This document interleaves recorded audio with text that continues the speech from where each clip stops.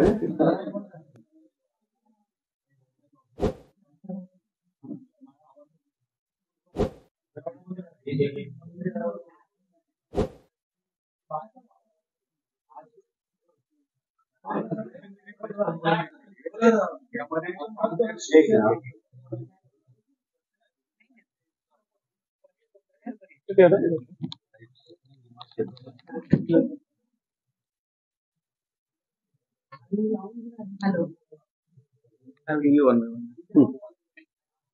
सुरू करतो, मग त्यानंतर तुमचे प्रश्न. आपल्या सर्वांचं स्वागत. 10 जानेवारी 2024 रोजी अपात्रतेच्या याचिकांसंदर्भातला निर्णय आणि निकाल हा मी वाचून दाखवला आणि तो निकाल जाहीर केला.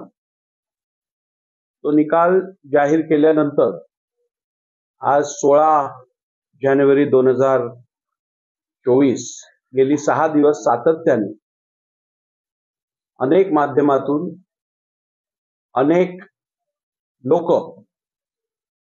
विशिष्टतः काही पक्षाचे पदाधिकारी,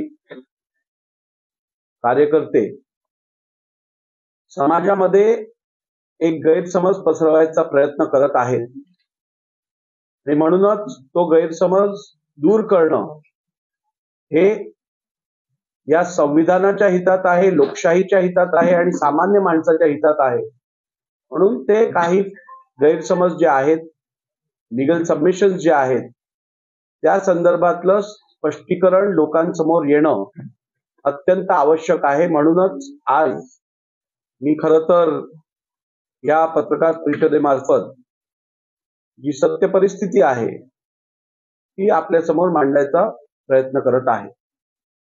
खरं तर निकाल दिल्यानंतर हे स्पष्टीकरण द्यायची गरज नाही आणि तसं असतानाही माझ्या मते लोकांमध्ये जर ह्या संविधानिक संस्थेविषयी अथवा संविधानिक पदावरती विराजमान असलेल्या व्यक्तीविषयी गैरसमज पसरवला गेला तर ते लोकशाही, संसदीय लोकशाहीसाठी योग्य नव्हे. तसं कृत्य हे या संस्थेच्या म्हणजे विधिमंडळाच्या अस्मितेसाठी योग्य नाही आणि म्हणूनच आज आपण ही पत्रकार परिषद घेत आहोत. आज खरं तर मला असं समजतं की शिवसेना उद्धव बाळासाहेब ठाकरे गटाने एक पत्रकार परिषद घेतली. मला माहित नाही त्याला पत्रकार परिषद म्हणावं, दसरा मेळाव्याचं एक दुसरं रूप म्हणावं की गल्ली बोळ्यात होणारी भाषणांची मालिका म्हणावं. कारण माझी अपेक्षा होती की या पत्रकार परिषदेतनं किंवा या मेळाव्यातून कदाचित माझ्याकडनं काय चुकीचं कृत्य किंवा माझ्या निर्णयात काहीतरी चुकीचं झालं होतं का, काय घटनाबाह्य झालेलं का, नियमबाह्य झालेलं का, हे कदाचित दाखवण्यात येईल. परंतु राजकीय भाषणं आणि केवळ संविधानिक संस्थांविषयी चुकीचे शब्द वापरणं, शिवीगाळ करणं या व्यतिरिक्त काही एक झालं नाही. राज्यपाल फालतू माणूस आहे. राज्यपाल ही एक संविधानिक संस्था आणि पद आहे. त्यांच्याबद्दल असे उद्गार वापरले गेले. सुप्रीम कोर्ट यांच्याबद्दलही टेंबू असा शब्द वापरण्यात आला. अध्यक्षांचं तर प्रेम दिसूनच आलं किती आहे अध्यक्षांविषयी. त्यांच्याबद्दल जे काय म्हटलं गेलंय ते आपण सर्वांनी ऐकलं. आणि इलेक्शन कमिशन यांना चोर वगैरे इतर काय काय जे म्हटलं गेलं ते मला वाटतं सगळ्यांनी ऐकलंय. हे दुर्दैवी आहे की संविधानिक संस्थांविषयी कुठचाही आधार असो अथवा नसो असे शब्दप्रयोग करणं कितपत लोकशाहीसाठी घातक आहे याचा विचार आपण करू शकता. आणि ज्या लोकांना संविधानिक संस्थांवरती विश्वास नाही, मग ती एक संस्था नाही तर न्यायालय, अध्यक्ष, राज्यपाल, निवडणूक आयोग कोणावरतीच यांचा विश्वास नाही, त्यांचा नेमकी संविधानावरती विश्वास कसा असू शकतो हा प्रश्न आपल्या समोर येतो. परंतु मला त्या सगळ्यांवरती बोलून वेळ घालवायचा नाहीये. जे गेले 6 दिवस सातत्याने आरोप केले जात आहेत त्याबद्दलचा थोडाफार खुलासा वस्तुस्थिती तुमच्या सर्वांसमोर मांडायची आहे. सातत्याने हे सांगण्याचा प्रयत्न केला गेला की अध्यक्षांनी सुप्रीम कोर्टाने ज्या गाईडलाईन्स दिलेल्या त्या चौकटीच्या बाहेर जाऊन निर्णय दिला, निकाल दिला. पण कुठच्या चौकटीच्या बाहेर जाऊन निर्णय घेतला हे काही सांगण्यात आलं नाही. सातत्याने हे सांगण्यात आलं की सुप्रीम कोर्टाने जे सांगितलेलं त्याच्या विपरीत असा निर्णय अध्यक्षांनी घेतला. पहिला मुद्दा असा होता की सुप्रीम कोर्टाने सांगितलेलं की उपाध्यक्षांनी 21 जून 2022 रोजी अजय चौधरी यांच्या निवडीला जे रेकग्निशन दिलेलं ते योग्य आहे आणि अध्यक्षांनी म्हणजेच मी 3 जुलै 2022 ला भरत गोगावले आणि एकनाथ शिंदेजींच्या नियुक्तीला जे रेकग्निशन दिलं गेलं आहे ते चुकीचं आहे असं सांगण्यात आलं. खोट्यापेक्षा अर्धसत्य हे अधिक घातक असतं आणि तोच प्रकार इकडे केला गेला आहे. आपण जर सुप्रीम कोर्टची ऑर्डर वाचलीत आणि त्यातल्या पॅरेग्राफ 97 पेज 97 पॅरेग्राफ 122 वाचलात, पेज 95 पॅरेग्राफ नंबर 119 वाचलं, पेज नंबर 97 पॅरेग्राफ 124 वाचलात, पेज नंबर 139 पॅरेग्राफ 206 डी वाचलात. हे सुप्रीम कोर्टच्या ऑर्डरचं मी रेफरन्स देतोय. तर त्यात सुप्रीम कोर्टने या विषयात नेमकी काय म्हटलंय ते स्पष्ट होईल. सुप्रीम कोर्टने असं म्हटलंय की ज्या वेळेला आपण एखाद्या प्रतोदाला रेकग्निशन देत असतो, गटनेत्याला रेकग्निशन देत असतो, तेव्हा अध्यक्षांनी तो निर्णय राजकीय पक्षाची भूमिका समजून, राजकीय पक्षाची या संदर्भातली इच्छा समजून त्याच व्यक्तीला रेकग्निशन देणं आवश्यक आहे. त्यांनी असं म्हटलंय की 21 जून 2022 रोजी ज्या वेळेला महाराष्ट्र विधानसभेच्या उपाध्यक्षांनी अजय चौधरी यांच्या नियुक्तीला आणि त्यातून सुनील प्रभू यांच्या नियुक्तीला मान्यता दिलेली, त्यावेळेला त्यांच्या समोर उद्धवजी ठाकरे यांचं एकच पत्र होतं आणि त्यामुळे विधिमंडळ गटाच्या राजकीय पक्षात फूट पडलेली आहे हे अध्यक्षांना समजण्याचं काही कारण नव्हतं किंवा त्यांच्या रेकॉर्डवर असा कोणताही पुरावा नव्हता. आणि म्हणून ते आलेलं पत्र ही राजकीय पक्षाची भूमिका आहे असं त्यांनी ग्राह्य धरून जो निर्णय दिलाय तो योग्य आहे, कारण ती भूमिका राजकीय पक्षाची आहे हे ग्राह्य धरून त्यांनी निर्णय दिलेला आहे. ज्या वेळेला अध्यक्षांनी म्हणजेच मी 3 तारखेला निर्णय दिला त्यावेळेला सुप्रीम कोर्टाने असं सांगितलंय की अध्यक्षांसमोर राजकीय पक्षाची 2 क्लेम्स होते, म्हणजेच उद्धव बाळासाहेब ठाकरे गटाचा क्लेम अध्यक्षांसमोर होता आणि एकनाथ शिंदेजींच्या गटाचाही क्लेम अध्यक्षांसमोर होता. याचा अर्थ अध्यक्षांना ही याची कल्पना होती की 2 गट पडलेले आहेत आणि त्यामुळे अध्यक्षांनी रेकग्निशन द्यायचा निर्णय हा या 2 गटांपैकी राजकीय पक्षाची इच्छा कोण रिप्रेझेंट करतं, या 2 गटांपैकी राजकीय पक्ष नेमका कोणता आहे हे ठरवल्याशिवाय निर्णय दिला, त्यामुळे तो निर्णय अयोग्य आहे.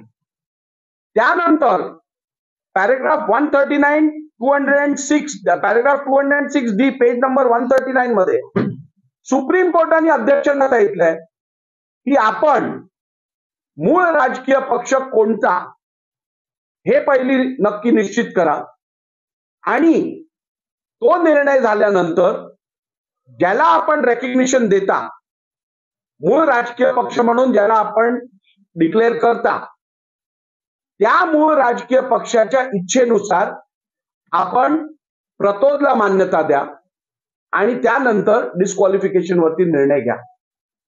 त्यामुळे सुप्रीम कोर्टाने असं कधीच सांगितलं नाही की भरत गोगावलेंची निवड ही कायमस्वरूपी चुकीची आणि अजय चौधरी किंवा सुनील प्रभूंची निवड ही कायमस्वरूपी बरोबर, असं सुप्रीम कोर्टने कधीच सांगितलं नाही. सुप्रीम कोर्टने एवढंच सांगितलं की ही निवड जेव्हा मान्यता दिली गेली तेव्हा मूळ राजकीय पक्षाची इच्छा काय आहे हे न जाणता आपण निर्णय घेतला, म्हणून तो अयोग्य आहे. आपण परत निर्णय घ्या, मूळ राजकीय पक्ष कुठचा आहे हे अध्यक्षांनी ठरवू दे आणि त्या अनुसार व्हिपला रेकग्निशन द्यावं. त्यामुळे मी जे कारवाई केली आहे ती सुप्रीम कोर्टने आपल्या आदेशात दिलेल्या गाईडलाईन्स प्रमाणित 100% ही कारवाई केली गेली आहे. मी सर्वप्रथम मूळ राजकीय पक्ष कोणता यावरती निर्णय दिला. तो मूळ राजकीय पक्ष कोणता हा निर्णय दिल्यानंतर, आणि ते मला सुप्रीम कोर्टाने ठरवायला सांगितलं, तो निर्णय दिल्यानंतर त्या मूळ राजकीय पक्षाची इच्छा काय आहे त्या अनुसार मी व्हिप अपॉइंट केला, रेकग्निशन दिलं आणि पुढची कारवाई केली. त्यानंतर मूळ राजकीय पक्ष कोणता हे ठरवण्यासाठी सुप्रीम कोर्टाने 3 क्रायटेरिया बघायला सांगितलेले. पक्षाचं संविधान काय म्हणतं, पक्षाची संघटनात्मक रचना कशी आहे आणि त्याची संख्याबळ कसं आहे, आणि नंबर 3 जी लेजिस्लेटिव्ह मेजॉरिटी आहे म्हणजे विधिमंडळ पक्षातली मेजॉरिटी कोणाबरोबर किती आहे, या तिन्ही गोष्टींचा विचार करून निर्णय द्यायला सांगितला मूळ राजकीय पक्षाविषयी. आणि मी माझा निर्णय जो दिला 10 तारखेला जो वाचून दाखवला तेव्हा मी या तिन्ही क्रायटेरिया कसे कन्सिडर केले आहेत आणि त्या संदर्भातले निकष काय आणि निर्णय काय या तिन्ही क्रायटेरिया बद्दल हे स्पष्टपणे वाचून दाखवलं. आपण जर बघितलं असेल तर वारंवार सांगण्यात येत आहे की अध्यक्षांनी 1999 ची जी घटना आहे ती योग्य ठरवली आणि 2018 ची घटना जी आहे शिवसेनेची ती अयोग्य ठरवली. हे अध्यक्षांकडनं चुकीचं कार्य झालं. आपण जर सुप्रीम कोर्टची ऑर्डर वाचली तर पेज नंबर 120 पॅराग्राफ नंबर 168 मध्ये काय म्हटलंय त्याच्यात स्पष्टपणे सुप्रीम कोर्टाने सांगितलंय, ज्या वेळेला आपण मूळ राजकीय पक्ष कोणता हे ठरवताना संविधानाचा ज्या वेळेला विचार करत असाल त्यावेळेला जर का 2 गटांनी तुमच्याकडे 2 वेगवेगळ्या कॉन्स्टिट्यूशनचा आधार घेतला तर आपण वाद सुरू होण्यापूर्वी जे कॉन्स्टिट्यूशन इलेक्शन कमिशनकडे सबमिट झालेलं केवळ ते ग्राह्य धरून त्याचा आधार घ्यावा. त्यानंतर मी आपल्याला वाचूनही दाखवतो. पेज नंबर 120 सुप्रीम कोर्टची order.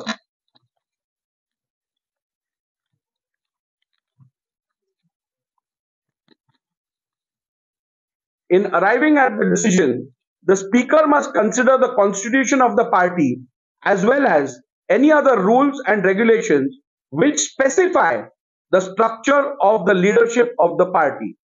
If the rival groups submit 2 or more versions of the party constitution, the speaker must consider the version which was submitted to the ECI before the rival factions emerge. I repeat, the speaker must consider the version which was submitted to the ECI before the rival factions emerged. In other words, the speaker must consider the version of the party constitution which was submitted to ECI with the consent of both factions. म्हणजे supreme कोर्टाने स्पष्टपणे सांगितलं की दोघांमध्ये जर संविधानाविषयी वाद असेल तर इलेक्शन कमिशनकडे जे रेकग्नाइज कॉन्स्टिट्यूशन असेल तुम्ही केवळ त्याचाच आधार घ्या. त्यानंतर मी इलेक्शन कमिशनला पत्र पाठवलं. मी 7 जून 2023 ला प्रिन्सिपल सेक्रेटरी मार्फत इलेक्शन कमिशनला पत्र पाठवलं आणि त्याच्यात मी असा उल्लेख केलाय, ऍज पर द डायरेक्शन, म्हणजे स्पीकरनी जे डायरेक्शन दिले आहेत प्रिन्सिपल सेक्रेटरीला, I am to inform you that the honourable speaker Maharashtra Legislative Assembly has received some disqualification petitions under the 10th schedule of the Constitution of India against some members of Maharashtra Legislative Assembly. Honorable Speaker has desired to have following documents which may be useful while deciding the said petitions. 1. Certified copy of the party constitution / memorandum / rules and regulations which known as such or by any other name of Shiv Sena political party which have been submitted to Election Commission of India and stand effective as on 21st June 2022. 2. Certified copies of all subsequent amendments, if any, to the same party constitution / memorandum / rules and regulations as well. Hence, you are hereby requested to kindly make available the above copies at the earliest by speed post as well as through email. With regards, Principal Secretary, Maharashtra Legislature Secretary. Me supreme कोर्टनी सांगितल्याप्रमाणे election commission कडनं योग्य आणि recognise party कॉन्स्टिट्यूशनची copy मागितली. यावरती election कमिशनचा reply काय आला तो पण वाचून दाखवतो.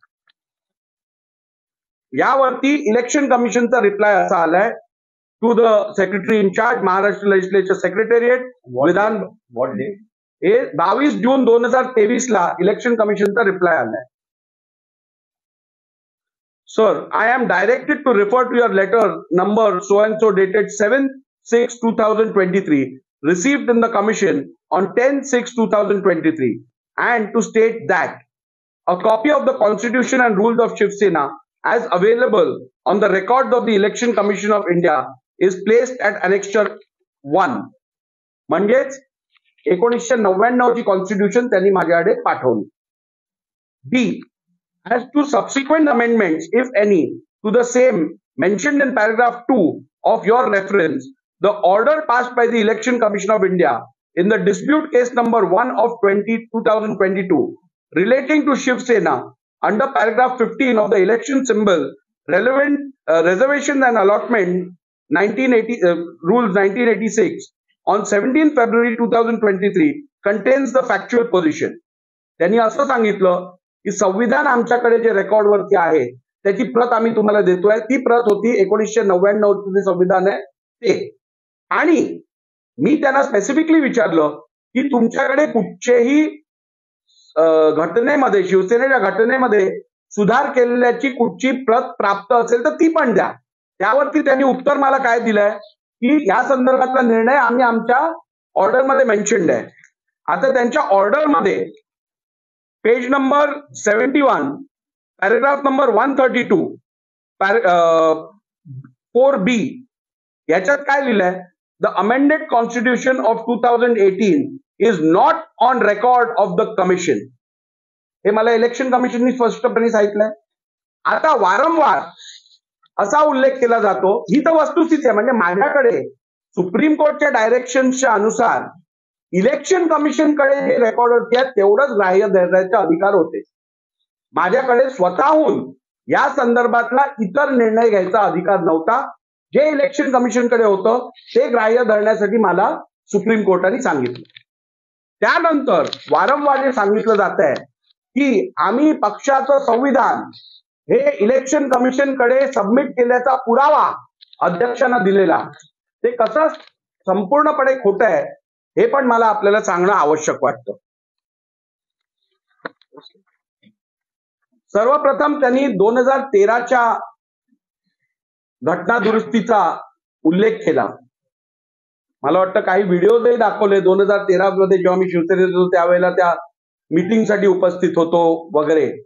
आता तो कुठचा नेमका व्हिडिओ आहे काय आहे हे काय मी शहानिशा केलेली नाहीये, परंतु राहुल नार्वेकर एक कार्यकर्ता म्हणून तुम्ही दिलेलं संविधान वर शिक्कामोर्तब करायचे अधिकार नाहीयेत आणि मी जरी शिक्कामोर्तब केला तेव्हा तर ते काय ग्राह्य आणि योग्य आहे याचा अर्थ तो ठरत नाही. आणि नंबर 2, ज्या पत्राचा तुम्ही उल्लेख करत आहात त्यात संविधानाविषयी काही एक लिहिलेलं नाहीये.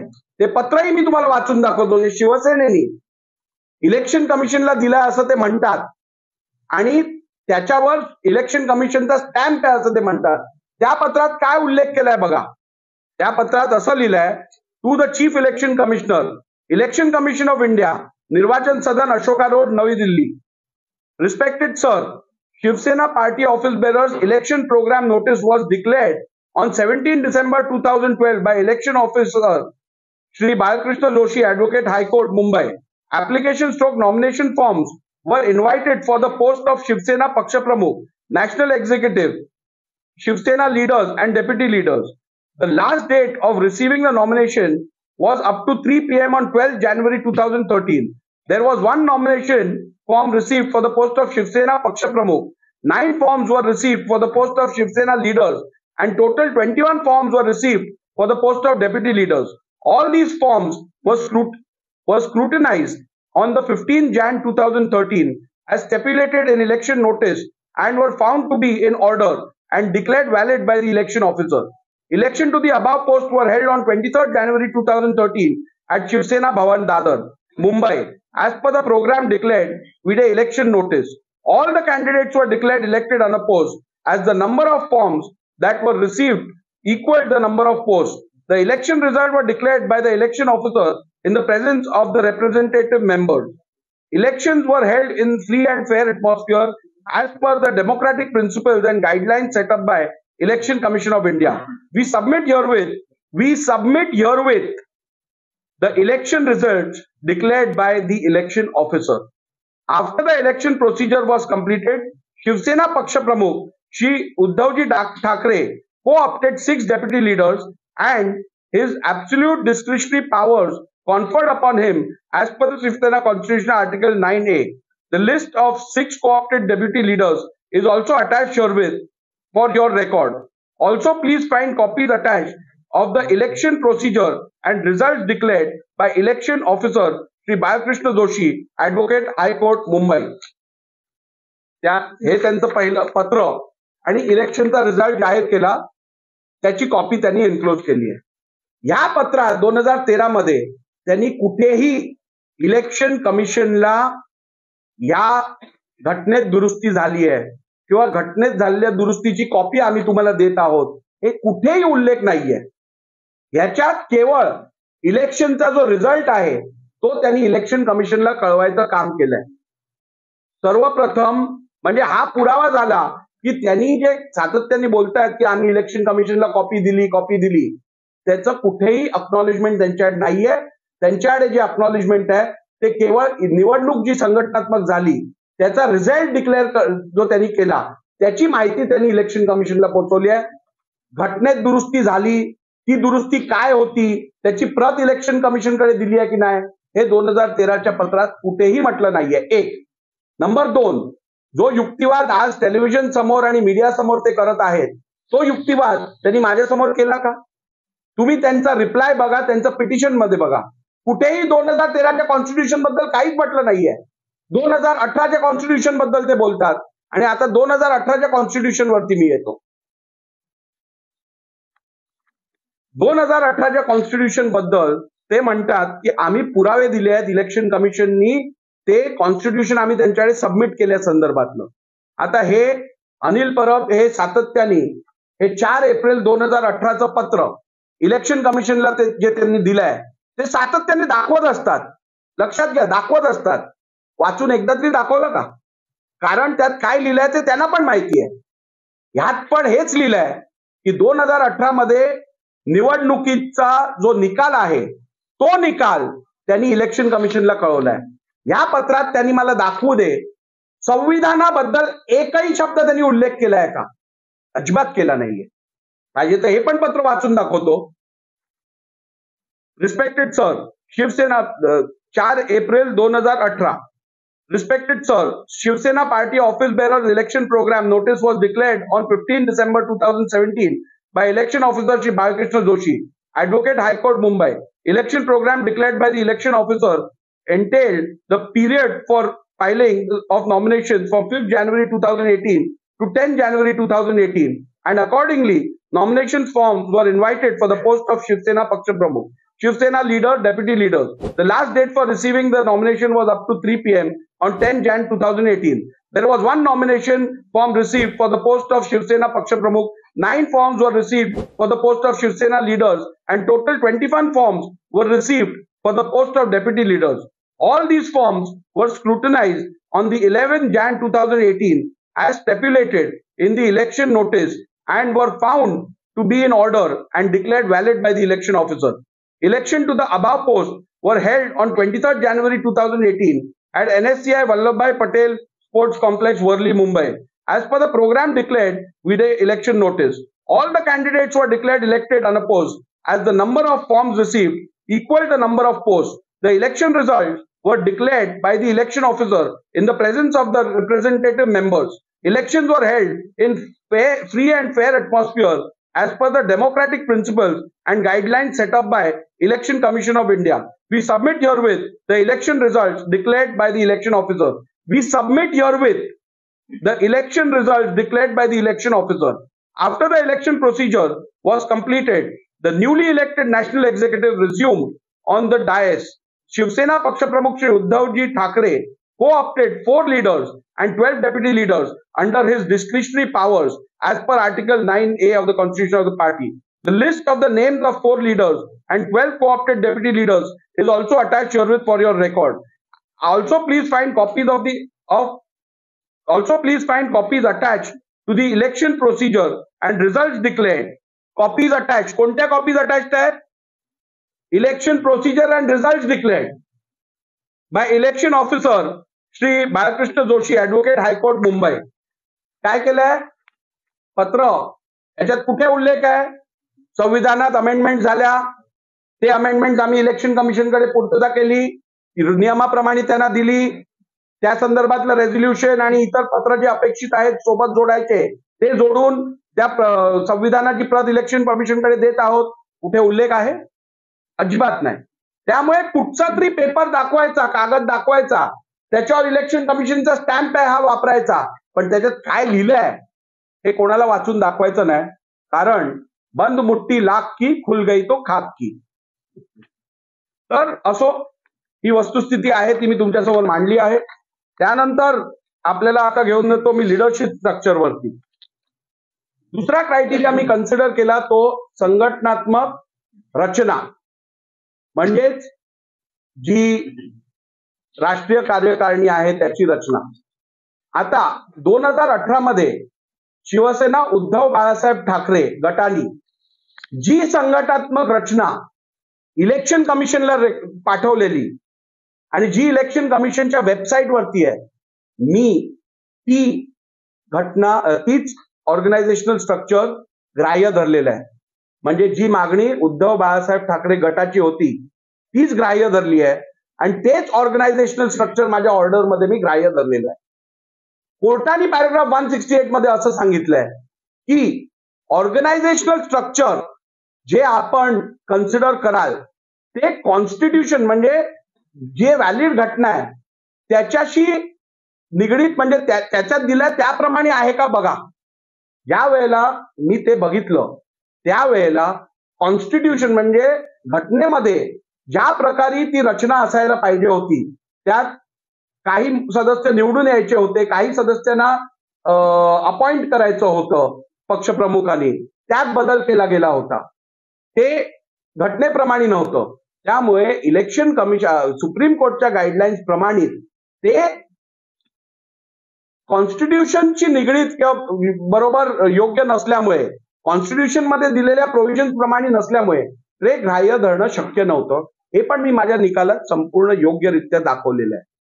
त्यामुळे मी जे कार्य केलं आहे ते संपूर्णपणे तंतोतंत 100% इलेक्शन कमिशन आपलं सुप्रीम कोर्ट ऑफ इंडियाने दिलेल्या आदेशानुसारच केलेलं आहे. त्यानंतर आपण जर मी कॉन्स्टिट्यूशन बद्दल सांगितलं, लिडरशिप स्ट्रक्चर बद्दल सांगितलं, अजय चौधरी आणि भरत गोगावले यांच्या संदर्भात जे सुप्रीम कोर्टचं ऑब्झर्वेशन आहे ते तुम्हाला एक्सप्लेन केलं. ट्रिपल टेस्ट सुप्रीम कोर्टने काय सांगितलेलं, आपण ज्यावेळेला निर्णय घ्याल त्यावेळेला आपण तिन्ही फॅक्टर्स कन्सिडर करा.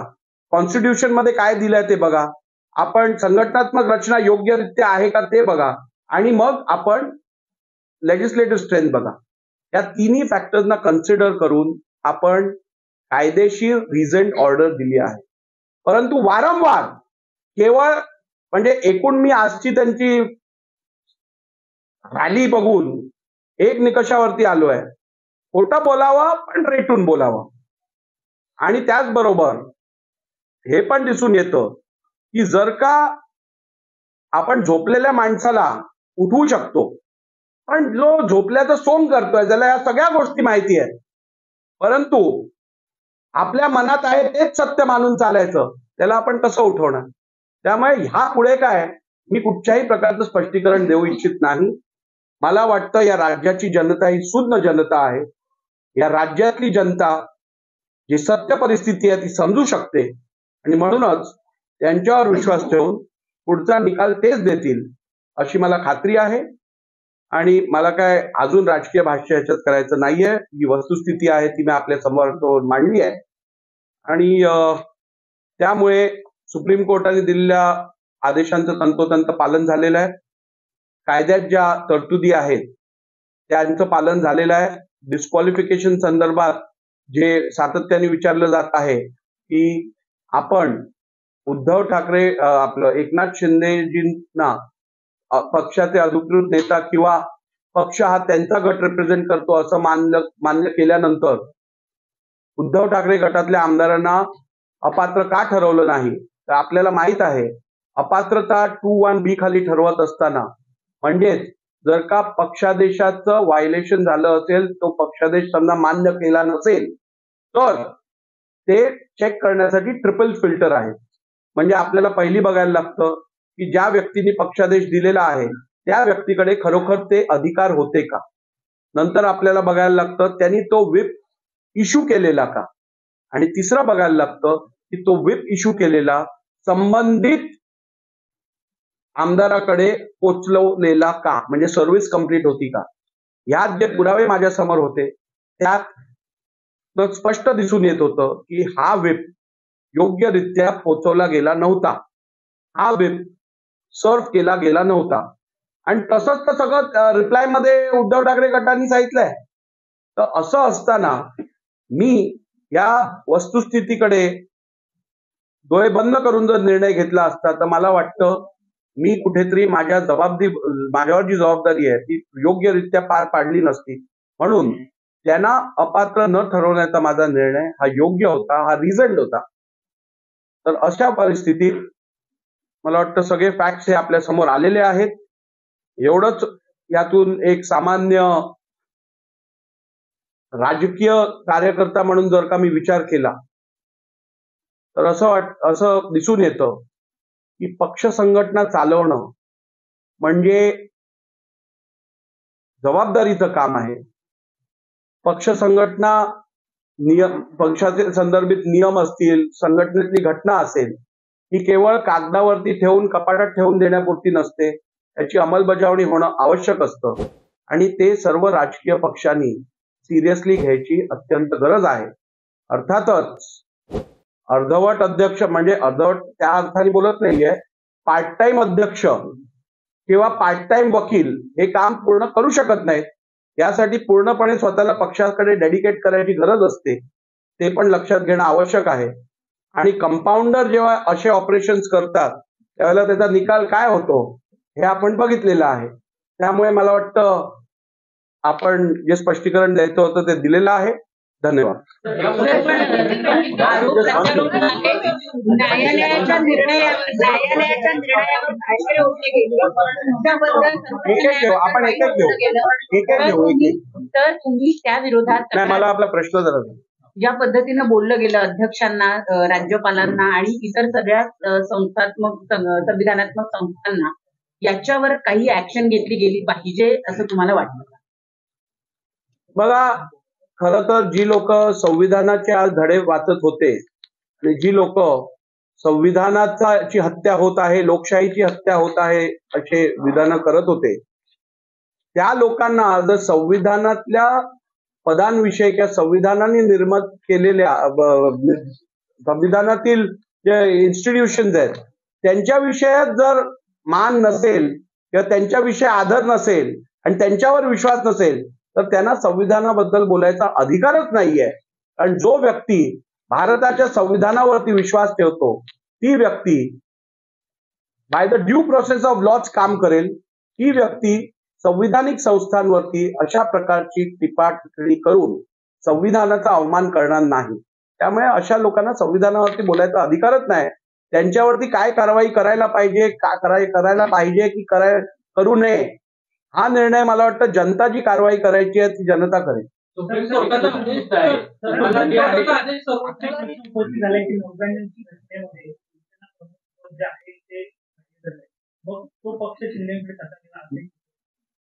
नाही, 99च्या घटनेमध्ये स्पष्टपणे असं लिहिलेलं आहे की शिवसेना पक्षप्रमुख हे पद सर्वोच्च पद असेल, परंतु सर्वोच्च निर्णय घेण्याची अधिकार हे राष्ट्रीय कार्यकारिणीला आहे. आणि म्हणून मी माझ्या निर्णयात पण ते उल्लेख केलेला आहे की केवळ पक्षाध्यक्षांची मर्जी म्हणजे संपूर्ण पक्षाची मर्जी हे आपल्याला ग्राह्य धरताच येणार नाही. त्याची दोन कारणं मी दिली आहेत. एक तर संविधानामध्ये त्याची तरतूद नाहीये. शिवसेनेच्या 99च्या संविधानामध्ये ही स्पष्ट तरतूद आहे की जरी पक्षाचे प्रमुख म्हणजे प्रेसिडेंट किंवा शिवसेना प्रमुख हे सर्वोच्च पद जरी असलं तरी सर्वोच्च निर्णय घेण्याचे अधिकार हे राष्ट्रीय कार्यकारिणीला आहे. त्यामुळे जर पक्षाच्या अध्यक्षाने एखादा निर्णय घेतला तरीही त्याला राष्ट्रीय कार्यकारिणीचा पाठिंबा असणं आवश्यक आहे. आणि हे केवळ इन्फ्लुएन्सवरनं काढता येणार नाही. त्या संदर्भात तशी स्पष्ट रिटन ऑब्झर्वेशन राष्ट्रीय कार्यकारिणीचं असणं आवश्यक आहे, नंबर 1. आणि नंबर 2, आपण जर विचार केला तर मी डिसेंट बद्दल पण माझी भूमिका स्पष्ट केलेली आहे. केवळ राजकीय पक्षात मतभेद असणं म्हणजे राजकीय पक्षातल्या व्यक्तींनी आपल्या स्वइच्छेने राजकीय पक्षाचा त्याग केलाय असं समजणं अत्यंत चुकीचं आहे. कारण डिसेंट हे डेमोक्रेसी मधलं कार्डिनल प्रिन्सिपल आहे. डिसेंट म्हणजे मतभेद असणं हे प्रत्येक लोकशाहीत अभिप्रेत असणारी ही भूमिका आहे. आणि जर का आपण असं ग्राह्य धरलं की अध्यक्षांची भूमिका म्हणजेच संपूर्ण पक्षाची भूमिका, उद्या जर अध्यक्षांनीच पक्ष सोडून दुसऱ्या पक्षात जायचा निर्णय घेतला तर ती भूमिका पक्षाची भूमिका समजून सगळ्यांना त्यांच्या पाठी फरफटत जायला लागणार, एक. आणि नंबर 2, जर का अध्यक्षांच्या विचाराच्या विरुद्ध जर पक्षातील इतर लोकांनी एखादं मत व्यक्त केलं तर अध्यक्ष ते मत पक्षविरोधी आहे असं समजून त्याला परत डिस्क्वालिफिकेशन, अपात्रतेची कारवाई त्याच्यावर चालू करणार. त्यामुळे अशी भूमिका घेणं हे संसदीय लोकशाहीसाठी अत्यंत अयोग्य आहे असं मी माझ्या ऑब्झर्वेशन मध्ये क्लिअरली म्हटलं.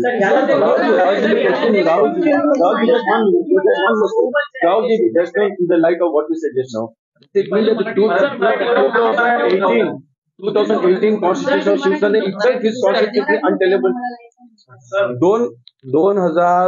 2018चं संविधान हे रेकॉर्डवरतीच नाहीये आणि त्यामुळे त्याच्यावरती मला काही ऑर्डर पास करणं गरजेचंच नाहीये, नंबर 1.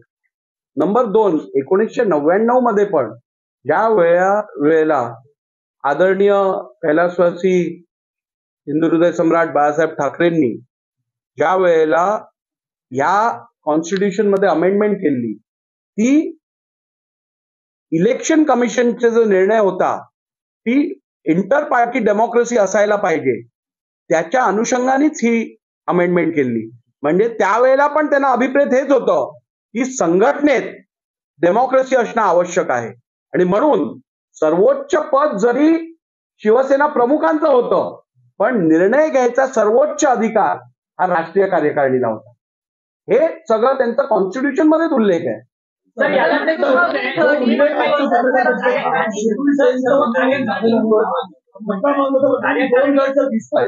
दोन गट दिसत असताना पण तुम्ही शेड्यूल त्यांचा मध्ये काम केला नाही, त्यानुसार कारवाई का केली नाही? कारण पक्षामध्ये फूट तर दिसत आहे, काय परत पक्षामध्ये फूट दिसत आहे, दोन गट पडलेले आहेत, पण पक्षांतर बंदी कायद्याचा उल्लेख करून शेड्यूल 10 नुसार कारवाई का करण्यात आली नाही असा सवाल शेड्यूल 10 प्रमाणेच कारवाई केली गेली आहे.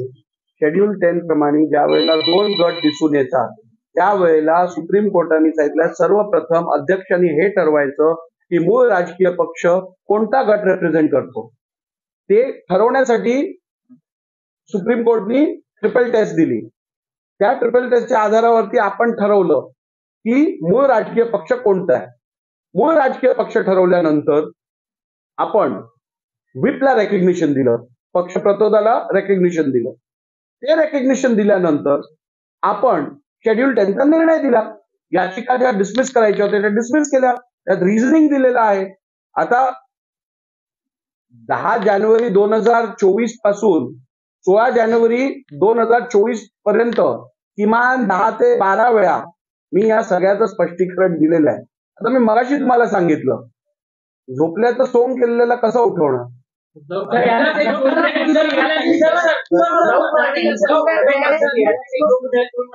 कार्यकारिणी महत्वाची आहे, पण शिंदेची निवड मुख्य नेत्यावरून कार्यकारिणीने केल्याचा पुरावा तुमच्याकडे आहे का? शिंदेची केलेली निवड जी आहे त्या संदर्भात आम्ही ट्रिपल टेस्ट अप्लाय केली. या ट्रिपल टेस्ट मध्ये पहिली बघायला सांगितलेलं कॉन्स्टिट्यूशन मध्ये काय, कॉन्स्टिट्यूशन सायलेंट होतं. आम्हाला बघायला सांगितलं ऑर्गनायझेशनल स्ट्रक्चर, राष्ट्रीय कार्यकारिणी संदर्भात कोणाकडे मेजॉरिटी आहे, त्यातले किती सदस्य कोणाकडे आहे हे बघा. ते बघत असताना ते स्ट्रक्चर कॉन्स्टिट्यूशन प्रमाणे झालेलं आहे का हे बघायला सांगितलेलं. ते स्ट्रक्चर कॉन्स्टिट्यूशन प्रमाणे नव्हतं म्हणून ते ग्राह्य धरता येत नव्हतं. आणि मग आम्हाला तिसरा क्रायटेरिया दिलेला तो होता लेजिस्लेटिव्ह मेजॉरिटीचा. तो क्रायटेरिया पण अप्लाय केला गेला आणि तिन्ही क्रायटेरियाला समअप करून मग हा निर्णय घेतला गेला की पॉलिटिकल पार्टी कोणाची. उद्धव ठाकरेंनी तुम्हाला आव्हान दिलेलं आहे की सुरक्षा न घेता या जनतेमध्ये या आणि मग सांगा की शिवसेना ही शिंदेची आहे. हे उद्धव ठाकरेंचं भारताच्या संविधानाचं इंटरप्रिटेशन असेल. म्हणजे अनकॉन्स्टिट्युशनल भाष्य करणं, अनपार्लिमेंटरी बोलणं आणि धमक्या देणं हे संविधानातल्या त्यांच्या दृष्टीने तरतुदी असतील.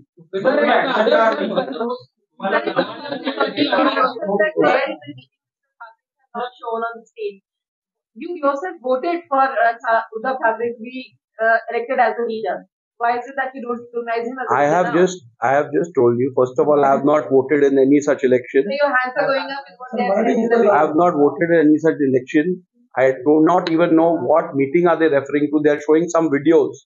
We don't know whether they are doctored, they are actually there, what is the position. And irrespective of that, Election Commission, the Supreme Court has directed me to take the Constitution as on the record of the Election Commission. They have not said that Rahul Narvekar in 2013, whatever he has witnessed should be taken as the record. So they have not given the stamp of approval to Rahul Narvekar to decide as on 2013 what transpired in which meeting. So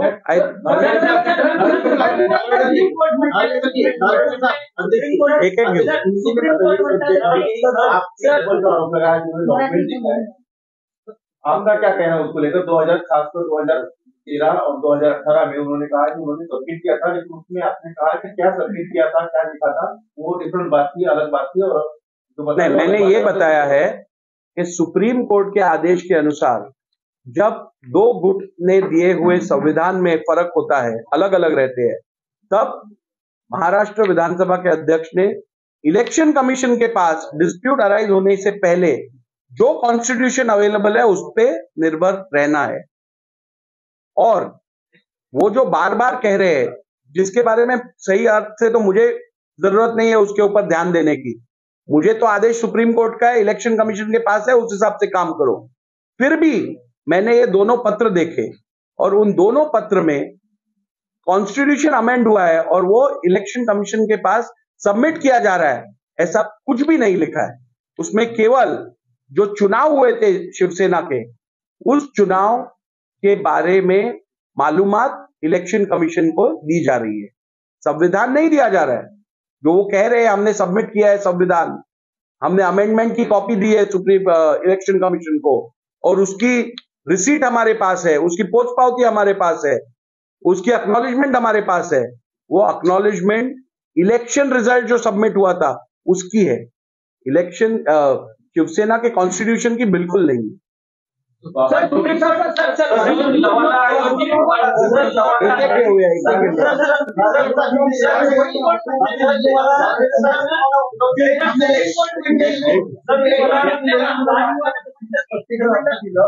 जे पुरावे उद्धव ठाकरे यांनी सादर केले, म्हणणं असं आहे का की एकंदरीत हे पुरावे होते, इथे ठराव मंजूर झालेले होते, त्या ठरावांच्या घटना दुरुस्तीच्या होत्या, त्या निवडणुकांकडे नोंद झालेल्या आणि त्याची खातर जमावण्याची शिवसेनेने केली नाही, म्हणून हा पक्ष सोडावा लागला। नोंद झाली आहे की नाही झाली आहे इलेक्शन कमिशन ठरवतं, त्यांच्याकडे त्यांनी सांगितलं की नोंद झालेली नाहीये त्यांच्याकडे। आता उद्धव ठाकरेंनी आणि अनिल परबांनी ज्या पत्रांचा रेफरन्स दिला हे दाखवण्याकरता की या पत्रांवरती अक्नॉलेजमेंट आहे इलेक्शन कमिशनची, आम्ही या पत्रांद्वारे कॉन्स्टिट्यूशनची प्रत इलेक्शन कमिशनला पोहोचवली, हे अयोग्य दिसून येतं। कारण त्याचं जर तुम्ही पत्र वाचलं तर त्यात संविधान अमेंड केलंय आणि ते इलेक्शन कमिशनकडे पोहोचवलंय असा कुठेही उल्लेख नाहीये। ते केवळ संघटनात्मक निवडणुकींचा निर्णय कळवण्याचं पत्र आहे।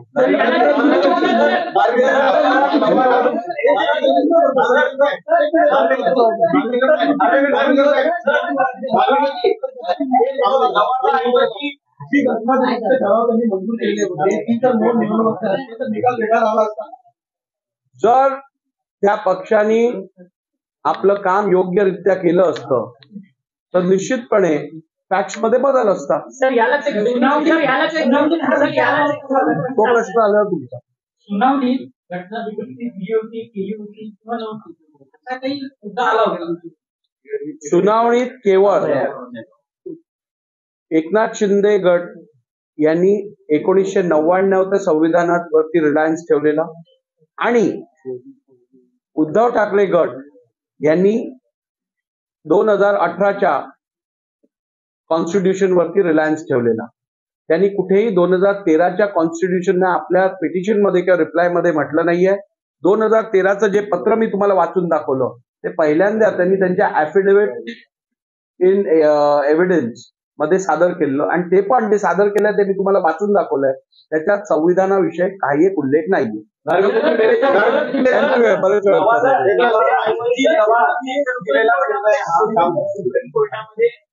सुप्रीम कोर्ट म्हणतं की विधिमंडळ बहुमत हे पक्ष नाहीये, विधिमंडळाच्या बहुमताच्या आधारे पक्ष दिला नाही। मी तिन्ही टेस्ट सुप्रीम कोर्टाने सांगितलं तुम्ही तिन्ही कन्सिडर करा, मी तिन्ही कन्सिडर केलं। कॉन्स्टिट्यूशन मधली परिस्थिती काय आहे तिन्ही माझ्या उत्तरात माझ्या निर्णयात दिली आहे। पक्ष संघटनेसंदर्भात और लिडरशिप स्ट्रक्चर जे आहे त्या संदर्भातलं माझं ऑब्झर्वेशन दिलंय आणि मग शेवटी मी लेजिस्लेटिव्ह मेजॉरिटीवरती आलोय, त्यामुळे मी तिन्ही कन्सिडर करून हा निर्णय दिलेला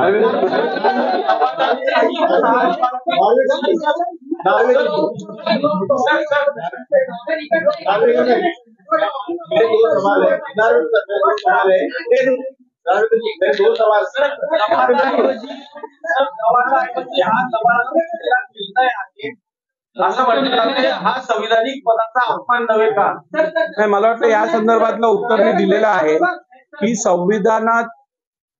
संविधानाने निर्मित केलेल्या संस्था ज्या आहेत किंवा पदं जी आहेत त्यांच्याबद्दल अशा प्रकारची भाषा वापरणं, मग ते राज्यपालांना फालतू म्हणणं असेल, लवादाला लबाड म्हणणं असेल, इलेक्शन कमिशनला चोर म्हणणं असेल किंवा सुप्रीम कोर्टला टेंबू म्हणणं असेल, टेंबा म्हणणं असेल. वंगाची कारवाई होणं. तर हे सगळं मला वाटतं कुठेतरी आपण केलेल्या चुकींमुळे आपल्यावरती फ्रस्ट्रेशन आल्यानंतर आपण कधीतरी आपला तोल जातो आणि आपण असं बोलतो. परंतु माझं एक, ही सर्व मंडळी ही माझे विधिमंडळातले सहकारी आहेत, काही लोक पार्लिमेंटचे सदस्य आहेत आणि विधिमंडळातील सदस्य, पार्लिमेंटचे सदस्य हे समाजात रोल मॉडेल असतात. समाजात त्यांनी उदाहरणात्मक काम आणि कृत्य करायचं असतं. त्यांच्याकडनं जर संविधानिक संस्थांचा असा अवमान व्हायला लागला तर सामान्य माणसाचा संविधानावरती विश्वास कसा राहील?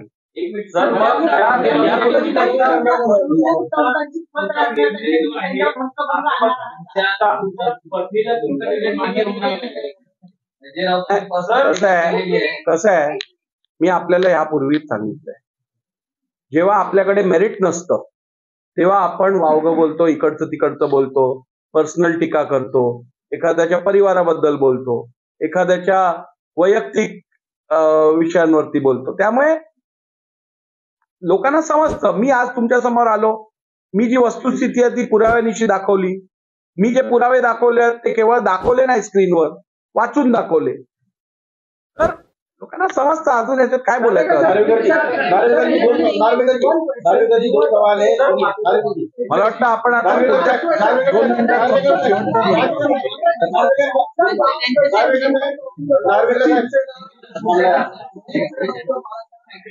But very important, statements were made about the party leader.